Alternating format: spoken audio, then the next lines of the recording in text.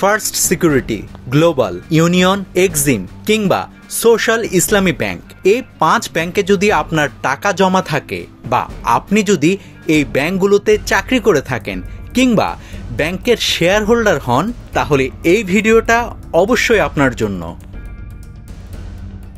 আপনি নিশ্চয়ই শুনেছেন এই ব্যাংকগুলো একীভূত হতে যাচ্ছে। প্রথমে সুখবর দিয়ে শুরু করি।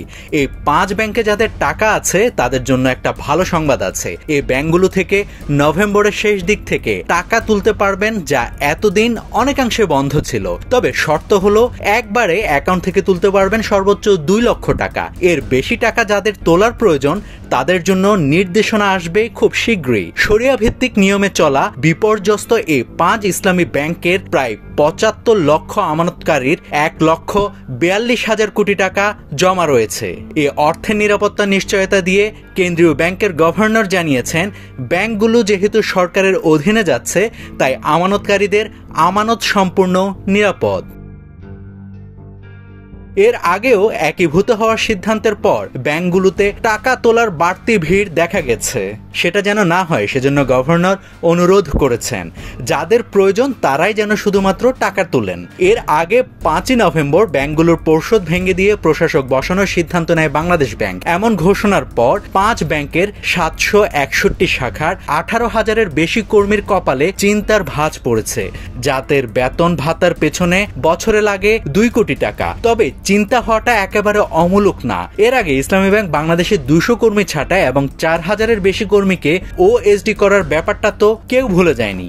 বাংলাদেশ ব্যাংক জানাচ্ছে, ব্যাংকগুলোকে অকার্যকর ঘোষণা করে মার্জার প্রক্রিয়া শুরু করার মাধ্যমে আমানতকারীদের দায়িত্ব সরকার নিলেও কর্মীরা থাকছেন বেসরকারি ব্যবস্থাপনায়। সম্মিলিত ব্যাংকটি রাষ্ট্রায়ত্ত হলেও চলবে বেসরকারিভাবে, অর্থাৎ এটা সরকারি ব্যাংক হবে না। কর্মীরাও বেসরকারি হিসেবে থাকবেন। কর্মকর্তারা কর্মচারীদের বেতন কাঠামোতেও কোনো ধরনের পরিবর্তন আসবে না। আর সবচেয়ে বড় কথা, কাউকে চাকরিচ্যুত করা হবে না।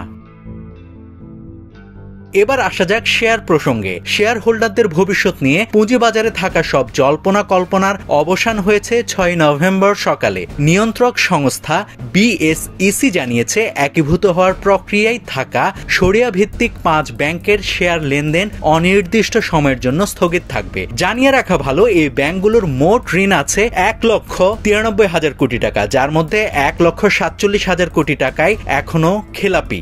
এদিকে বিনিয়োগকারীদের শেয়ার মূল্য কিভাবে ঠিক হবে তাও জানিয়েছেন গভর্নর। তিনি জানান, ব্যাংকগুলোর শেয়ার হোল্ডারদের ইকুইটি মূল্য এখন নেগেটিভ, তাই তাদের শেয়ার ভ্যালু শূন্য বিবেচনা করা হবে। কাউকে কোনো ক্ষতিপূরণ দেওয়া হবে না। ব্যাংকের নেট অ্যাসেট ভ্যালুও ঋণাত্মক। তাই আন্তর্জাতিক নিয়মের প্রসঙ্গ টেনে তিনি বলেন, আন্তর্জাতিক নিয়ম অনুযায়ী কোনো প্রতিষ্ঠানের মালিক যেমন লভ্যাংশ পান তেমনি ক্ষতির দায়ও নিতে হয়। আমরা এখানে শেয়ার হোল্ডারদের বিরুদ্ধে কোনো শাস্তিমূলক ব্যবস্থা নিচ্ছি না। নাভিদ হাসান, সোনালী নিউজ।